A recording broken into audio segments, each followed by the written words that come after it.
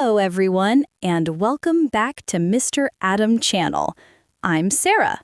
And I'm Adam. It's great to be here with you all today. Yes, it is. Today, we have a super interesting topic for our A1 English learners. Our lesson is Learn how to talk about your job in English. We're going to talk about something everyone experiences, jobs. How to describe what you do, your daily work, and even what you hope for in the future. It's going to be fun. That's right, Sarah. Talking about your job is a very common conversation, and it's so important to know how to share about it. Before we start, please, if you like our episodes, share this video with your friends, subscribe to our channel if you haven't already, and give us a big thumbs up. It helps us a lot. Yes, please do. Your support means the world to us. So, Adam, are you ready to dive into the world of work? Absolutely, Sarah. Let's get started. Okay. Hey, Adam, long time no see. How have you been? Hey, Sarah. I've been good. Just super busy with work lately. You know how it is. Oh, I totally get it. Work has been crazy for me too. But hey, since we finally have time for coffee, tell me, how's your job these days? Well, where do I even start? It's been a roller coaster. You remember I started working at that tech company last year, right? Yeah, the one where you do project management or something? Exactly. I'm a project manager at a software firm now. We develop mobile apps for clients, everything from e-commerce platforms to fitness trackers. It sounds exciting, but honestly, it's exhausting sometimes. I can imagine. Managing people and deadlines can be tough. What's the hardest part? Probably the coordination. I have to make sure designers, developers, and marketing teams are all on the same page. And trust me, they rarely are. Half my job is chasing updates and solving small crises before they explode. Sounds like you're the firefighter of your office. That's exactly what I call myself, the unofficial firefighter. But to be fair, it's not all chaos. I like the problem-solving part.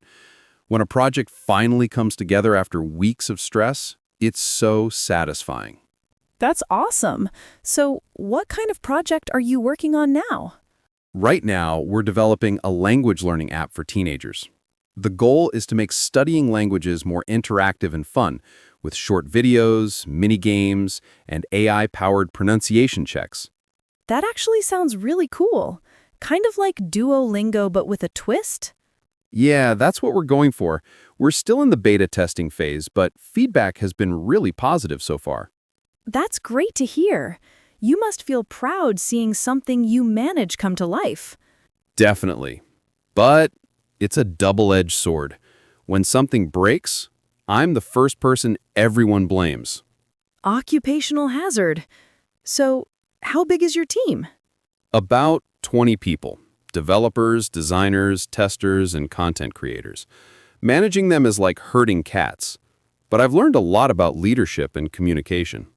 You've always been good at organizing things. Even back in college, you were the one who made sure our group projects actually got done. True. I guess those skills finally paid off. What about you, Sarah? How's your job these days? Still at the design studio? Yep, still there. I've been a senior graphic designer for almost 2 years now.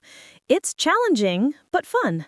I get to work on branding projects for different clients, from fashion labels to restaurants. That sounds awesome. I've seen some of your work on Instagram. The one with the minimalist coffee brand logo, that was yours, right? Yes, that project was one of my favorites. The client wanted something modern but cozy, so I played around with warm tones and simple shapes. It turned out really well. You've got serious talent. I could never come up with creative stuff like that. Thanks, but creativity doesn't always flow. Sometimes I stare at my screen for hours, trying to come up with an idea that doesn't feel cliché. Deadlines make it worse. Yeah, I get that. You're expected to be creative on command, which isn't how creativity works. Exactly. People think design is just making things pretty, but it's a lot more strategic than that. You have to think about the brand's identity, the target audience, the color psychology, everything. Sounds like art and psychology combined. Pretty much. But despite the stress, I love it. I can't imagine doing a job that doesn't let me be creative every day. That's how you know you're in the right field. Even when it's hard, you still enjoy it. True. What about you? Do you see yourself staying in your current job long term? Good question. I like what I do, but I also want to move into product management eventually. More strategy, less chasing people around. That makes sense. You've always had a big picture mindset. Do you think your company would support that move? Maybe. I've been taking online courses on product design and UX strategy to prepare. You never know when an opportunity will pop up. That's smart. Continuous learning is the key these days. Everyone's upgrading their skills. Yeah, it's like if you stop learning, you fall behind. Technology changes so fast. What about you? Any plans to switch jobs or try something new? Funny you ask. I've been thinking about freelancing. I love my job, but sometimes I want more freedom to choose my own clients, my own hours, and work from anywhere. That sounds amazing, actually. You'd do great as a freelancer. You're self-motivated and super organized. Thanks. The only thing that scares me is the uncertainty. Inconsistent income, finding clients, managing taxes. Yeah, the boring but important stuff. Exactly. But I've started building a small portfolio and connecting with potential clients online. So maybe someday soon. That's awesome. I admire that courage. I don't think I could ever go freelance. I need stability, or at least the illusion of it. Fair enough. We all have different work personalities. Some people thrive on structure. Others need flexibility. Totally. That's what makes these conversations interesting. We're on such different paths, but still dealing with similar challenges. Very true. Work might be different, but stress and deadlines are universal. Here's to surviving both. Cheers to that. You know, Sarah, sometimes I ask myself why I work so hard. I mean, I like my job, but I also feel like I'm always chasing something. Promotions, recognition, success, and it never feels like enough. I know what you mean. I felt that too. You work so hard to meet goals, but as soon as you hit one, there's another waiting. It's like climbing a staircase that never ends. Exactly. And sometimes I wonder if I'm doing it because I really love the work or just because society expects it. That's deep, Adam. But honestly, I think it's both. We all want to feel valued and secure, but we also want meaning. The trick is finding a job that gives you both. True. For me, it's the sense of accomplishment. When a project succeeds, I feel proud, like I've built something that matters, even if it's just an app. That's valid. You're creating something that helps people. That's meaningful. Thanks. What about you? What keeps you going in your job? For me, it's the creative process. I love turning abstract ideas into something real and beautiful.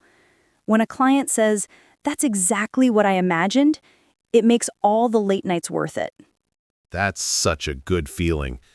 Maybe that's what work should be about. Contribution and pride, not just paychecks. Exactly. Although, let's be honest, paychecks do matter. Absolutely. Passion doesn't pay the rent. True, but still, I think doing what you love gives you energy. Even when I'm tired, if I'm excited about a project, I can keep going. Yeah, same here. Though I've learned the hard way that balance is important too. Last year, I almost burned out. Oh no, what happened? I was taking on too many projects, working weekends, answering emails at midnight. I thought I was being productive, but I was just draining myself. Eventually, I got sick and had to take a week off. That must have been tough. It was, but it taught me to set boundaries. Now, I try to disconnect after work. No more checking emails after 7 p.m. That's so healthy. I've been trying to do the same. I even set a digital sunset. No screens after 10. Nice. Do you actually stick to it? Most of the time. Unless there's a deadline looming. Same here. Deadlines have no mercy. True, but balance doesn't mean perfection. It means awareness, knowing when to push and when to rest. I like that. I'll quote you on that at work. Go ahead. But seriously, I think we're both learning how to build careers that don't destroy us. Yeah, and that's the real success. Not titles or salaries, but being happy and healthy, doing something meaningful. Agreed. So, if you could design your dream job, what would it be? Probably leading a small creative team working on educational technology, something that helps people learn and grow. Still challenging, but more purpose-driven. That's a great vision. You'd be amazing at that. You're good at guiding people and keeping things running smoothly. Thanks, Sarah. What about you? Your dream job? I'd love to run my own small design studio someday. A cozy, creative space where I can collaborate with artists, maybe mentor young designers, and choose projects that inspire me. That sounds perfect for you. I can already picture it. Plants everywhere, coffee in hand, music in the background. You know me well. That's the goal.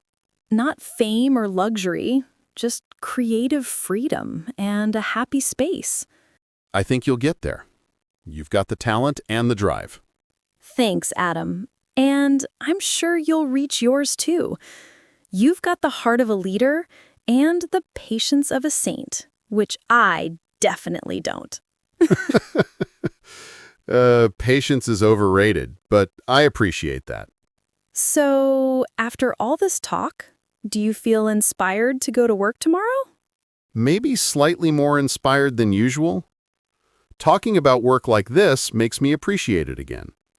Sometimes we forget how far we've come. Exactly. When you stop to reflect, you realize you've actually achieved a lot. Skills, experiences, resilience. You're right. Work isn't just what we do. It's part of who we become. Well said. And hey, maybe next time we should talk about our dream projects instead of work stress. Deal. But same coffee shop, I'm starting to think this place is our unofficial therapy spot. Totally. Talking about work with you feels like a mini therapy session. No judgment, just honesty. Likewise. Thanks for listening, Sarah. I really needed that. Anytime, Adam. You're not alone in this work-life madness. We're all figuring it out, one day at a time. True that. Now, let's order another round of coffee. We've earned it. Agreed. To good work, good conversations, and good friends. Cheers to that. Thank you so much for joining today's lesson, and it was great to see you. Stay healthy and keep practicing. If you find this video useful, don't forget to like, subscribe, and turn on the notification bell so you don't miss the next English lessons. Your support means a lot to us and helps us to be more motivated to create more interesting and useful content, helping you speak English naturally and confidently every day. Thank you again, and see you in the next video. We will be back soon with another interesting episode. Bye!